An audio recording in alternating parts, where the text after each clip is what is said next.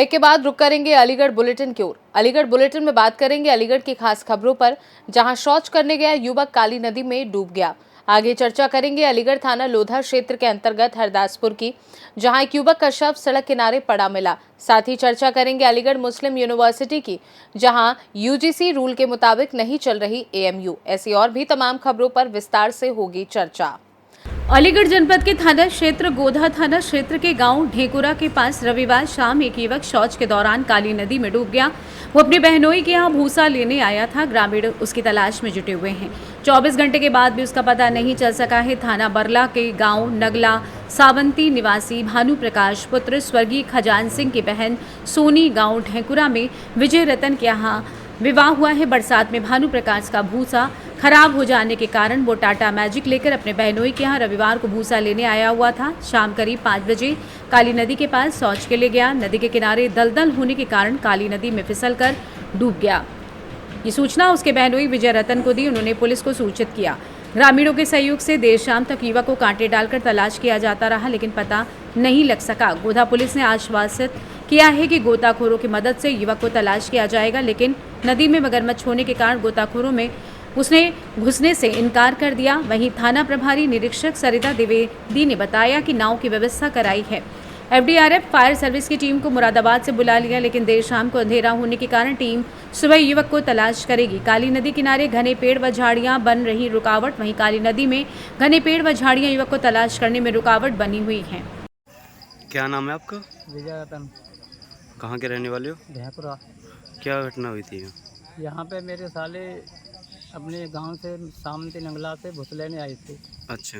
तो यहाँ पे वो हम भूस में लग गए। कुछ लोग कुछ बोले, वो हमारे साले साहब बोले कि मुझे लेटरिन लग रही है, मतलब। तो मैंने क्या करी आओ। क्या नाम था उनका, तुम्हारे साले साहब जो? उनका नाम था भानु प्रकाश। अच्छा, कहाँ के रहने वाले थे वो? सामंती नंगला के। अच्छा, फिर? तो उसके बाद वो फिर इसमें लेटरिन करके फिर वो हाथ पानी लेने गए थे नदी की पार पे, काली नदी पे जी। तो वो उनका पैर फिसल गया उसमें। तो एकदम आवाज़ आई थी कि धम से ना, तो हमने देखा तो वो अंदर खूब बढ़ गए थे। और फिर वो डूबने लगे। डूबते डूबते यहाँ तक आ गए। तो इस पेड़ में फंस गए थे। अब वो निकल नहीं पाए। अच्छा। कल से आज तक। अलीगढ़ से सी न्यूज़ संवाददाता संजीव शर्मा की रिपोर्ट। अलीगढ़ के थाना अकराबाद के गांव गोपी में राशन की दुकान के विवाद को लेकर आज कई दर्जन ग्रामीण कलेक्ट्रेट पहुंचे हैं। बता दें कि ग्रामीणों ने कलेक्ट्रेट में प्रदर्शन करते हुए डीएम को एक ज्ञापन दिया। ज्ञापन में ग्रामीणों ने राशन की दुकान को गांव में बने रहने की मांग की है। ग्रामीणों ने बताया कि गांव गोपी में राशन की दुकान है, जिससे करीब 4 गांव के ग्रामीण जुड़े हुए हैं और राशन लेते हैं। गांव चांदपुर के प्रधान उक्त दुकान को दबंगई से अपनी ग्राम पंचायत में दुकान को ले जाना चाहते हैं। ग्रामीणों का कहना है कि जबकि चांदपुर का कोई राशन धारक उस दुकान से संबंध नहीं रखता है। फिलहाल ग्रामीणों ने डीएम को ज्ञापन देकर दुकान को गांव में ही बने रहने देने की मांग की है। आइए जानते हैं इस विषय में स्थानीय निवासियों का क्या कुछ कहना है। मान सिंह कहाँ से आए हैं? गोपी से आए, ग्राम पंचायत गोपी से। क्या शिकायत थी? इतने लोग साथ में आए, क्या मामला? राशन की एक दुकान है गोपी में, जो गोपी में ही वितरण करती है, वर्षा के नाम से है। हाँ। तो गोपी गांव में वितरण करती है। क्या वितरण करती है? राशन वितरण करती है। तो सभी 4 गांव से जॉइंट हैं। 4 गांव की महिलाएं आराम से वहां से राशन लेती हैं। अभी जो वर्तमान प्रधान है वो अपनी दमंगी में उस राशन को अपने ग्राम चांदपुर में ले जाना चाहते हैं, जबकि चांदपुर गांव का कोई भी राशन कार्ड धारी भी यहाँ अटैच नहीं है गोपी से। वो नगला मिर्जा में दूसरा राशन डीलर है, वहाँ अटैच है वो, और वहाँ से उनको राशन मिलता है। तो हम लोग चाहते हैं, हमारे गांव की जनता 4 गांव में चाहती है गांव में ही राशन बटे, वो राशन गांव में ही रहे। गांव में ही रहे। तो डीएम साहब से मुलाकात हो गई? डीएम साहब क्या बोले हैं? क्या बोले? जो है अरे तुम मत बोलो बीच में। हाँ बोलो। डीएम साहब ने जो डीएसओ साहब को वो ट्रांसफर कर दिया हमारा प्रार्थना पत्र, और उसे जो परसों जांच के लिए बोल दिया। परसों जांच करने के लिए बोले कार्रवाई करेंगे। वो आएंगे और आपकी जांच होगी और हम आपका काम कार्य करेंगे। ठीक। अलीगढ़ से सी न्यूज़ संवाददाता संजीव शर्मा की रिपोर्ट। खबर अलीगढ़ से है, जहां थाना लोधा क्षेत्र के अंतर्गत हरदासपुर जाने वाले रास्ते में सड़क के किनारे युवक का शव पड़ा हुआ था। वहीं किसी राहगीर ने पुलिस को सूचना दी। लाश को देखकर पुलिस के होश उड़ गए। गोली मृतक के सर में मारी गई है। मौके पर ही युवक की मौत होना बताया जा रहा है। मृतक युवक के परिजनों को सूचना मिली कि किसी ने तुम्हारे भाई की गोली मारकर हत्या कर दी। पुलिस ने मृतक का शव कब्जे में लेकर पोस्टमार्टम कराकर परिजनों को सौंप दिया है। वहीं मृतक अविनाश पुत्र सुरेंद्र सिंह उम्र 33 वर्ष, निवासी गोविंद नगर, थाना देहली गेट के परिजनों ने आरोप लगाते हुए बताया कि रात में किसी ने फोन पर बुलाया और गोली मार दी, जिससे अविनाश की मृत्यु हो गई। परिजनों ने किसी से रंजिश होने से इनकार किया है। वहीं पुलिस सभी एंगलों से जांच पड़ताल कर रही है। मृतक युवक 3 भाइयों में सबसे छोटा था। 2 माह बाद इसकी शादी होने वाली थी। घटना से परिजनों का रो रो कर बुरा हाल है। पुलिस सभी सीसीटीवी कैमरे खंगाल रही है और आगे की कार्यवाही में जुटी हुई है। आइए जानते हैं परिजनों का इस विषय में आगे और क्या कुछ कहना था। आपका प्रीतम सिंह, कहाँ रहती है? गोविंद नगर गुरुद्वारे वाली गली। अच्छा, ये मृतक है, आपका कौन है? भतीजा। अच्छा, क्या क्या घटना हुई है? क्या इसको बुलाया था वहाँ? क्या हुआ? ऐसा था कि ये सुबह 5-6 बजे करीब ये गया है, किसी की कॉल आई थी, जी तब ये गया है।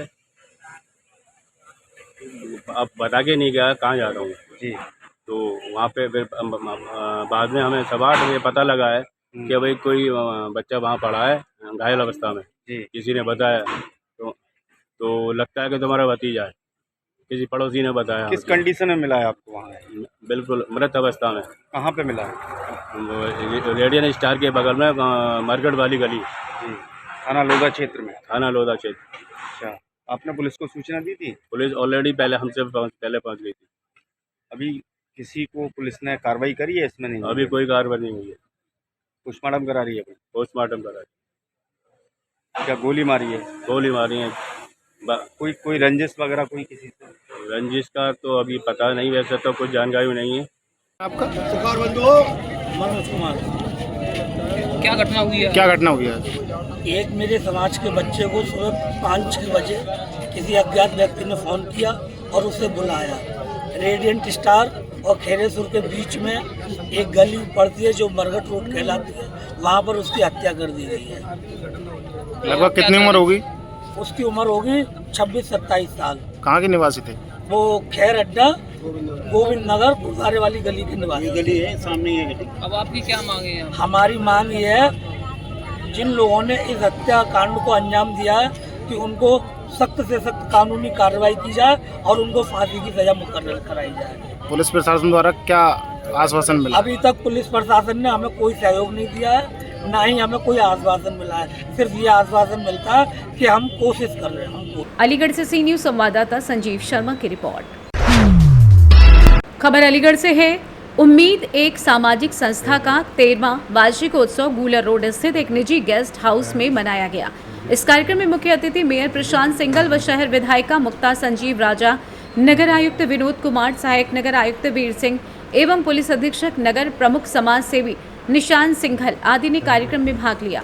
देर शाम 7 बजे से रंगारंग सांस्कृतिक कार्यक्रम के साथ मनाया गया, जिसमें बच्चों की प्रस्तुति से कार्यक्रम में आए लोगों का मन मोह लिया।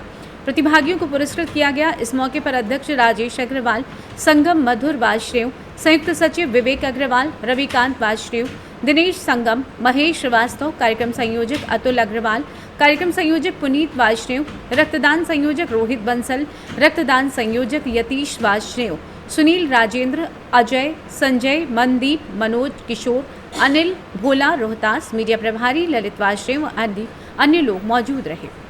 आइए जानते हैं इस विषय में पदाधिकारियों का क्या कुछ कहना था। उम्मीद समाज के संस्था द्वारा क्या कहेंगे आप? एक रंगारंग प्रोग्राम बहुत अच्छे बच्चों का किया गया। जितना हुनर उनको सीखा उन बच्चों ने, इतना नृत्य दिखाया है उन्होंने, जो इतना खूबसूरत उन्होंने डांस करके बच्चों ने इतनी प्रतिभा दिखाई है। ये हमारे बच्चे आगे उज्जवल भविष्य की इनकी कामना करते हैं हम। किस तरह के नृत्य किए बच्चों ने? क्या बहुत ही मतलब एक इतना बढ़िया नृत्य किया, हर गाने पे, धार्मिक गानों पे, जो फिल्मी गानों पे, एनीवे जो भी बच्चों को दे दो इतना खूबसूरत डांस करते हैं कि उनका कोई जवाब नहीं है। और आने वाले भविष्य में वो एक हमारे आने वाले उज्जवल भविष्य की कामना है उनके साथ। किस तरह का उत्साह देखने को मिला, क्या कहेंगे आप? बहुत सुंदर बना, बहुत सुंदर प्रोग्राम हुआ ये। संस्था द्वारा किस तरह कार्यक्रम रहे, किस तरह का उत्साह रहा लोगों में, क्या कहेंगे आप? उम्मीद सामाजिक संस्था समाज सेवा के क्षेत्र में अपने 13 वर्ष पूरी कर चुकी है। इस उपलक्ष्य के उसमें आज 13वां वार्षिक उत्सव मनाया गया है, जो यहाँ गूलर रोड स्थित मंत्रालय में मनाया गया। और बच्चों ने किस तरह के अपने नृत्य किए थे, क्या कहेंगे आप? संस्था का परंपरागत कार्यक्रम सांस्कृतिक कार्यक्रम है, जिसमें संस्था के जो सदस्य हैं उनके बच्चे, परिवार के सदस्य, उन लोगों का नृत्य संगीत का कार्यक्रम, रंगारंग कार्यक्रम का आयोजन किया गया, जिसमें मुख्य अतिथि के रूप में शहर मेयर प्रशांत सिंघल जी मौजूद रहे। और कार्यक्रम की जितने भी सदस्य थे, जितने भी अतिथिगण थे, सबने भरपूर सराहना की है और आगे भी संस्था को के उज्जवल भविष्य की कामना की। अलीगढ़ से सी न्यूज़ संवाददाता संजीव शर्मा की रिपोर्ट।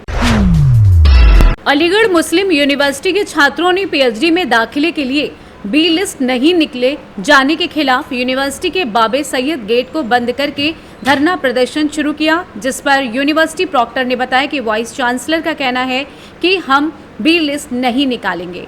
अलीगढ़ मुस्लिम यूनिवर्सिटी के बाबे सैयद गेट को बंद करके यूनिवर्सिटी के छात्र और नेताओं ने धरना प्रदर्शन शुरू कर दिया है। छात्रों का कहना है कि यूनिवर्सिटी प्रशासन हर साल पीएचडी में दाखिले के लिए बी लिस्ट निकालता है, जिससे विभागों में पीएचडी की बची सीटों को भर दिया जाता है, लेकिन प्रशासन इस बार बी लिस्ट नहीं निकाल रहा है, जिसकी वजह से लगभग 100 से ज्यादा छात्रों के दाखिले नहीं हो पा रहे हैं, जबकि विभागों में अभी पीएचडी के दाखिले के लिए सीटें खाली हैं।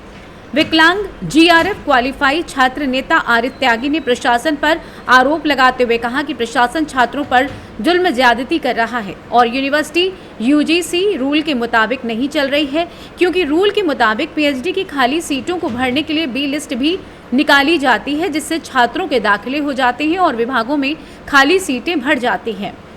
वहीं धरने पर बैठे छात्रों का क्या कुछ कहना है एवं proctor AMU professor Mohammad Waseem Ali ने इस विषय में आगे और क्या कुछ जानकारी दी, आइए आपको सुनवाते हैं। हाँ जी, क्या मामला कहाँ हुआ है? देखिए, मामला और मामलात सिर्फ वजूहत इतने हैं कि अलीगढ़ मुस्लिम यूनिवर्सिटी में रिसर्च की सेकंड लिस्ट के लिए हम लोगों की डिमांड है और हम लोग पिछले 8 से 9 महीने के लिए 9 महीने से अलीगढ़ मुस्लिम यूनिवर्सिटी के इंतज़ामिया से कंटिन्यू मुलाकातें करी हैं, कंटिन्यू उनसे बात करने की कोशिश की है, अपनी बात को रखते हुए हर एक चीज़ हमने लीगल वे में करने की कोशिश की है, हर एक चीज़ के हमने प्रूफ दिए हैं कि फिर भी उसके बाद में भी अलीगढ़ मुस्लिम इंतज़ामिया के ऊपर किसी तरह की कोई जू नहीं रहेंगी और लास्ट सैटरडे हमसे स्ट्रेट फॉरवर्ड मना कर दिया गया कि आपकी कोई सेकंड लिस्ट नहीं आएगी, क्योंकि अलीगढ़ मुस्लिम यूनिवर्सिटी में ऐसी कोई सेकंड लिस्ट नहीं आई है।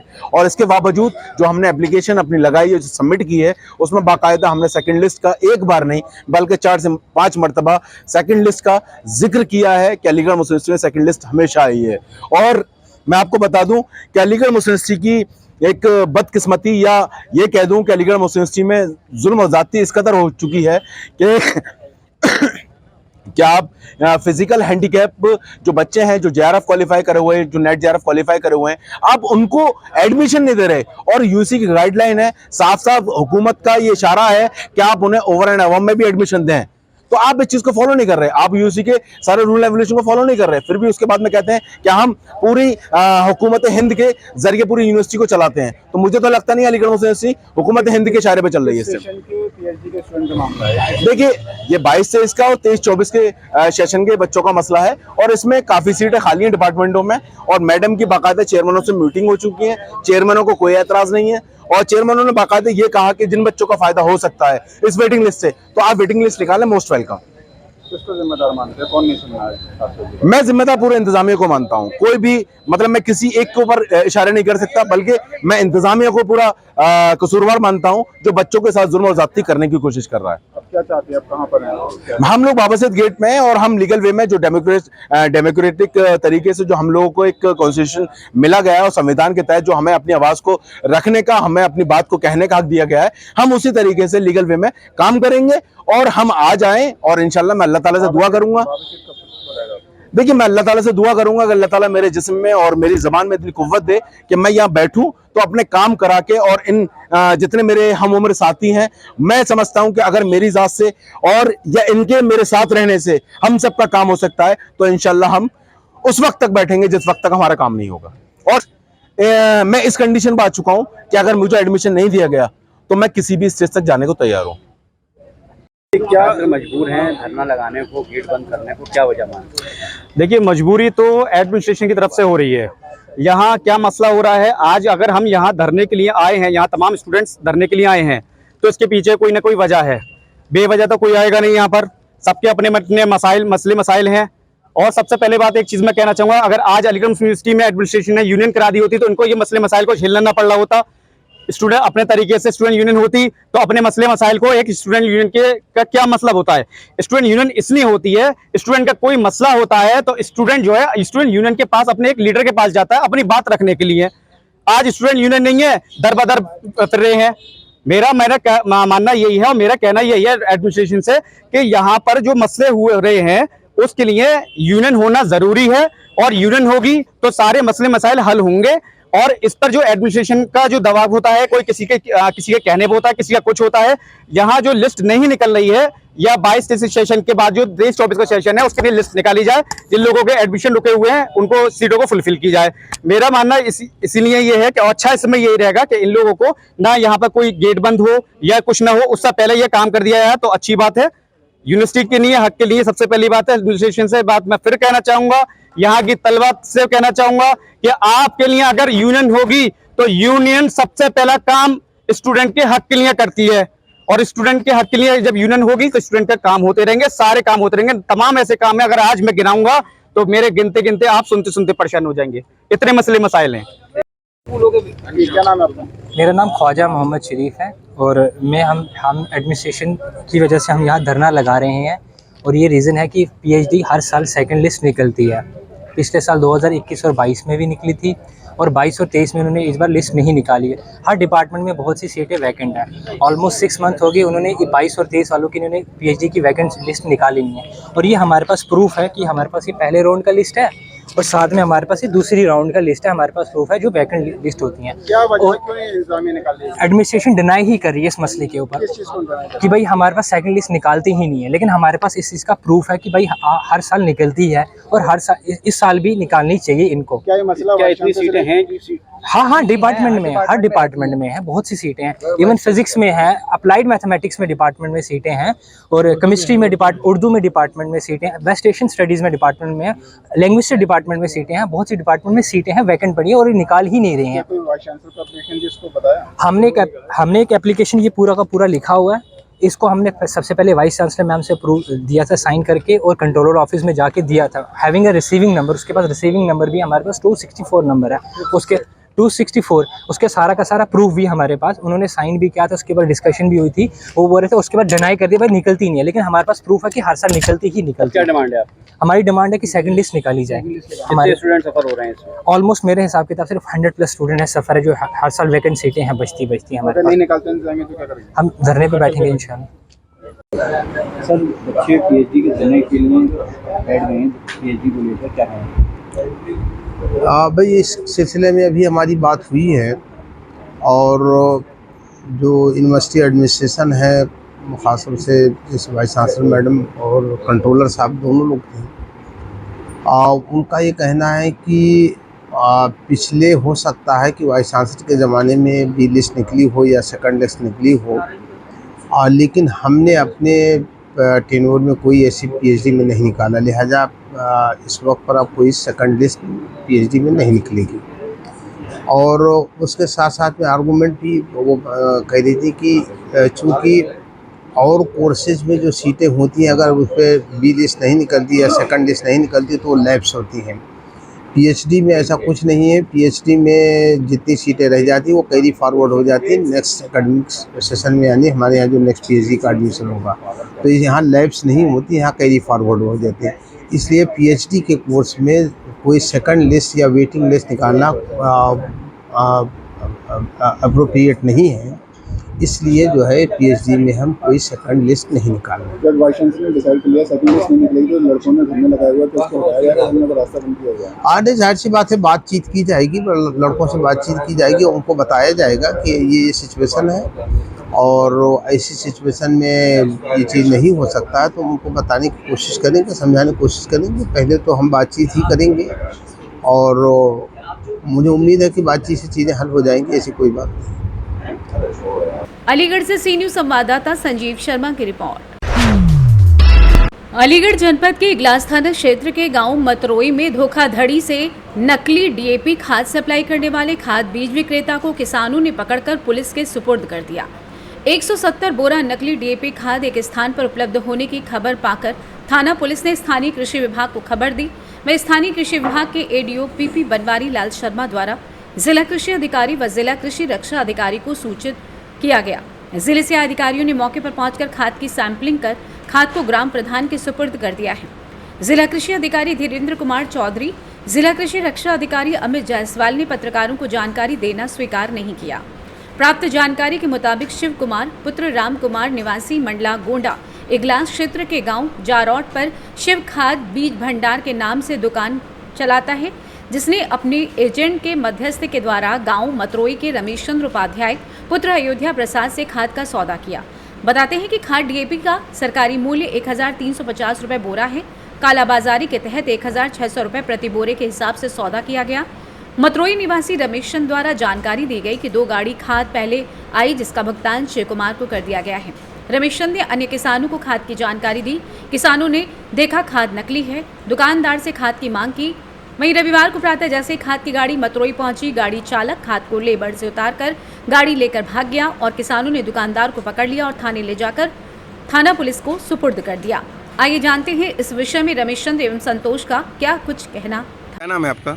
मेरा नाम जी रमेश चंद्र उपाध्याय। कहाँ के रहने वाले हैं? मतरोई। क्या मामला हुआ है? मामला ये है सर, मैंने डीएपी खाद मंगाए तो जिनने 2 गाड़ी तो पहले हमें दे चुके, तीसरी गाड़ी की 1 लाख रुपये एडवांस ले गए हमसे और हमने कल मतलब लैब में चेक करवाया और तो जी नकली। और तो फिर हमने सुबह मतलब पुलिस पे पकड़वे के चक्कर में गाड़ी आई सुबह 4 बजे गाड़ी आने के बाद हमने पुलिस पर सूचना करी, 112 नंबर आ गई।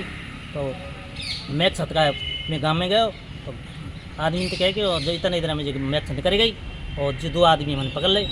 तो खाद भी पकड़ लिया उसमें से? खाद पकड़ लिया है जी। कितने बोरे? खाद के 170 कट्टा हैं। क्या नाम है भैया आपका? संतोष कुमार नाम है मेरा। कहाँ के रहने वाले हैं? गांव मतरोई।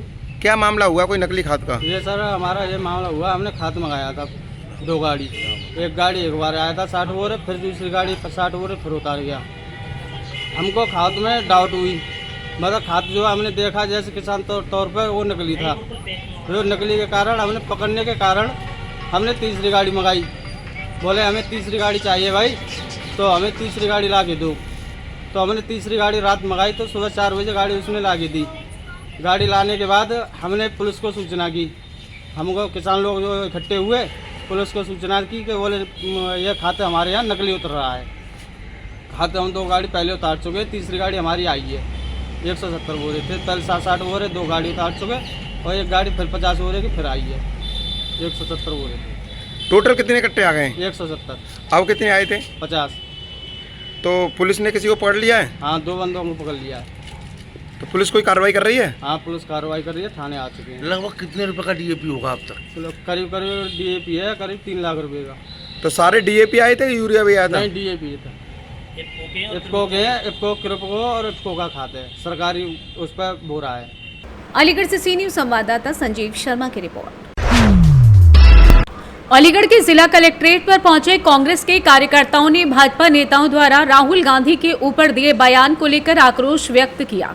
महामहिम राष्ट्रपति महोदय के नाम एक ज्ञापन एसीएम सुधीर कुमार को सौंपा। जानकारी देते हुए बताया कि बीजेपी और उसके सहयोगी दल के नेताओं द्वारा लोकसभा में विपक्ष के नेता और कांग्रेस सांसद राहुल गांधी के खिलाफ भड़काऊ और उकसाने वाला बयान देना और बीजेपी की केंद्र सरकार द्वारा तरविंदर सिंह मारवा, केंद्रीय मंत्री नवनीत सिंह बिहू, यूपी के मंत्री रघुराज सिंह के साथ शिवसेना विधायक संजय गायकवाड़ के खिलाफ उचित कानूनी कार्रवाई न करना दोनों एक स्वस्थ लोकतंत्र के लिए उचित नहीं है। राहुल गांधी ने जब से संविधान संवैधानिक मूल्य बचाने, पिछड़े दलित आदिवासी और अल्पसंख्यक समाज को उनकी आबादी के हिसाब से भागीदारी दिलाने के जातिगत जनगणना, आर्थिक सर्वे और संस्थागत सर्वे मुद्दे द्वारा देशव्यापी मुहिम पर हैं, तब से निराश, हताश, मुद्दाविहीन आरएसएस, बीजेपी और उनके सहयोगी दल इस भागीदारी मुहिम, कांग्रेस पार्टी और राहुल गांधी पर लगातार हमलावर है। नफरत छोड़ो, भारत जोड़ो का पैगाम देने वाले सामाजिक न्याय के योद्धा राहुल गांधी देश का पिछड़ा, दलित, आदिवासी और अल्पसंख्यक समाज एकजुटता के साथ खड़ा है। ऐसे में नफरती और सामंती तत्वों द्वारा भड़काऊ और उकसाने वाले बयान द्वारा राहुल गांधी के खिलाफ किसी भी साजिश को स्वीकार नहीं किया जा सकता।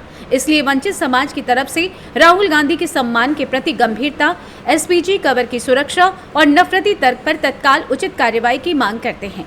ज्ञापन देने वालों में मुख्य रूप से उपस्थित रहे। इस दौरान मुख्य रूप से अल्पसंख्यक जिला अध्यक्ष जमील खान, प्रदेश महासचिव अल्पसंख्यक विसेंट जॉयल, प्रदेश महासचिव अनुसूचित जाति विभाग सागर सिंह तोमर, प्रदेश महासचिव social media Ram Gopal Raina, Amardeep Massey, doctor Zameer, social media जिलाध्यक्ष मुविशर अली, विक्की चौहान, वसीम ठाकुर, जाहिदुद्दीन, रामपुर आदि लोग उपस्थित रहे।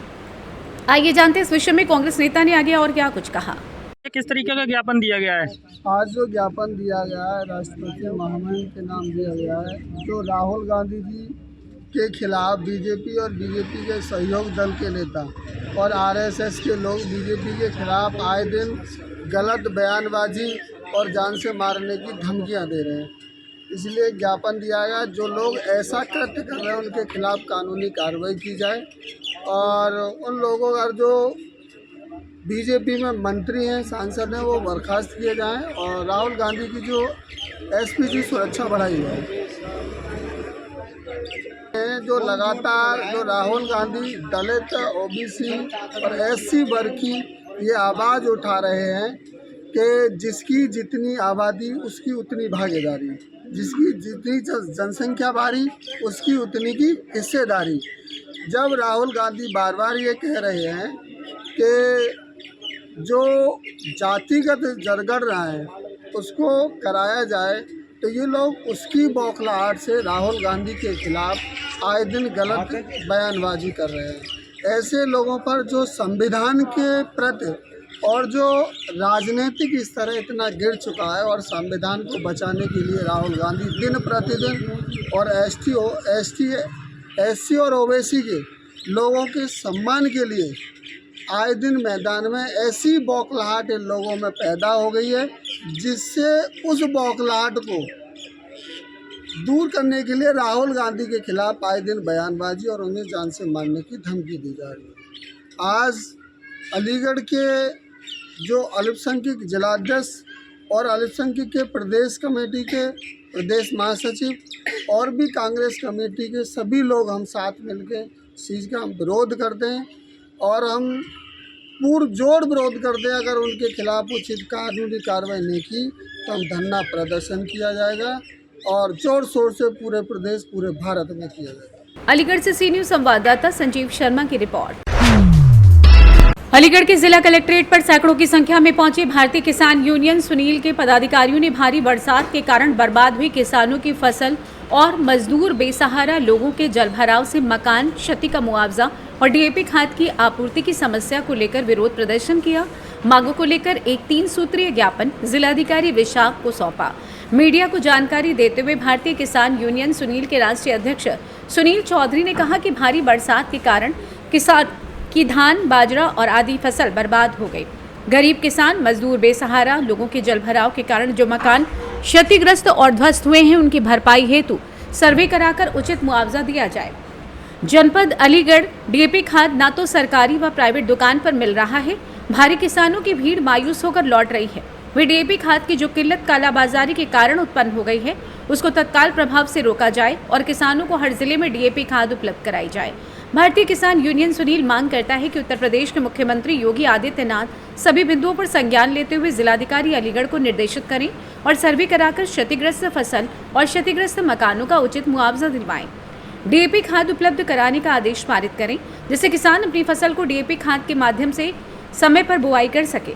डीएपी खाद के नाम पर अगर कालाबाजारी हुई तो भारतीय किसान यूनियन सुनील प्रदर्शन करने के लिए बाध्य होगा, जिसकी संपूर्ण जिम्मेदारी जिला प्रशासन की होगी। इस मौजूद युवा राष्ट्रीय अध्यक्ष जयवीर सिंह, जिला अध्यक्ष किशन सिंह लोधी, युवा जिला अध्यक्ष कौशलेंद्र बघेल, प्रदेश सचिव विनोद चौधरी, प्रदेश उपाध्यक्ष काकू यादव, मंडल महासचिव रवि बघेल, आदेश प्रधान मनोज शर्मा, जिला उपाध्यक्ष मनोज शर्मा, तहसील महासचिव राहुल गौतम, एहतेशाम अमित चौधरी, तरुण चौधरी, आकाश चौधरी, रितेश चौधरी, सैकड़ों की संख्या में आदि किसान मौजूद रहे। आइए जानते हैं इस विषय में किसान नेता का क्या कुछ कहना था।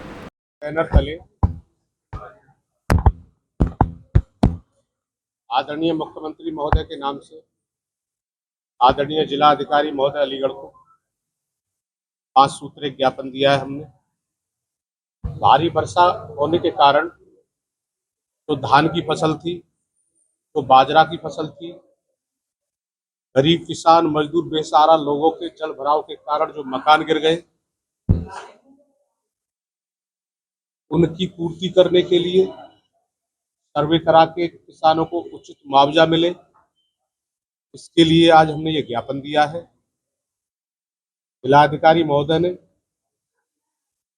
पूरा भरोसा दिलाया है कि मेरी टीम सर्वे कर रही है और जिस किसी गांव का कोई भी अगर छूट गया है तो यदि आप बताएं, मैं आज ही तत्काल लेखपाल भेज के सर्वे कराऊंगा और जितनी जल्दी होगी उतनी जल्दी हम किसानों को मुआवजा दिलाने का काम करेंगे, डीएम साहब ने कहा है। दूसरा, हमारी एक और बड़ी मांग थी इस बीजेपी सरकार में, डीएपी खाद जो था वो पूरी तरीका से लापता हो चुका है। पता नहीं सरकार के क्या मंसूबा है, जो किसानों को सरकार फेल करना चाहती है, क्या किसानों से सरकार की दुश्मनी है, जो इस तरीका का व्यवहार सरकार किसानों के साथ कर रही है। तो हमने वो भी मांग रखी है, जिलाधिकारी महोदय से कहा है कि जिले में डीएपी की तत्काल व्यवस्था कराई जाए, क्योंकि अब नवंबर में बुवाई चालू हो जाएंगी और अभी तक जिले में डीएपी नहीं है। जिलाधिकारी महोदय ने बताया है उसकी भी शीघ्र ही व्यवस्था करा दी जाएगी। आधार कार्ड के हिसाब से सबको मिलेगा खाद। अगर खाद नहीं मिलता है तो हम लोग आंदोलन भी करेंगे, धरना प्रदर्शन भी करेंगे, लेकिन किसी भी कंडीशन में सरकार के मसूबा को पूरा नहीं होने देंगे। किसानों के साथ हम कंधे से कंधा मिला के और कंधा से कंधा मिला के किसानों के साथ रहेंगे। और सभी पत्रकार बंधुओं को पता है कि जब जब पीड़ित किसान मेरे पास आते हैं तो मैं किसानों की आवाज को बड़ी मजबूती के साथ उठाता हूं और आज भी इसी उद्देश्य को लेकर मैं आया हूं कि जो गरीब लोगों के जल भराव से मकान गिरे हैं या जिनकी फसल बिल्कुल ग्रस्त हो चुकी है, मैंने खुद देखा है जाके कल क्षेत्र में 3-3 साढ़े 3-3 फुट पानी भरा हुआ है, धान की फसल बिल्कुल डूब चुकी है। टीम ने भी वहां सर्वे किया है, तहसील की ने, और हमने जिलाधिकारी महोदय को अवगत कराया कि जो लेखपाल और तहसीलदार और कानीगो इस तरीका किसानों के साथ भेदभाव और रवैया करते हैं। अलीगढ़ से सी न्यूज़ संवाददाता संजीव शर्मा की रिपोर्ट। फिलहाल के लिए अलीगढ़ बुलेटिन में बस इतना ही। वक्त एक छोटे से ब्रेक का। ब्रेक के उस पार हम आपको और भी तमाम बड़ी खबरों से करवाएंगे रूबरू।